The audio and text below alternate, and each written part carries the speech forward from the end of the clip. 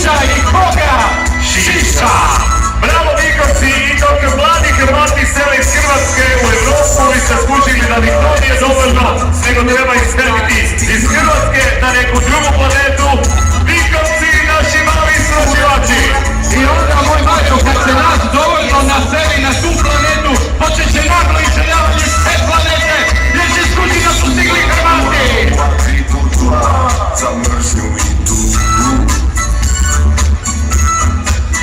Evo pogledajte da li gospodo koliki interes samo javnih, manje javnih, privatnih, poluprivatnih i ostalih televizijskih, radio i novinskih kuća.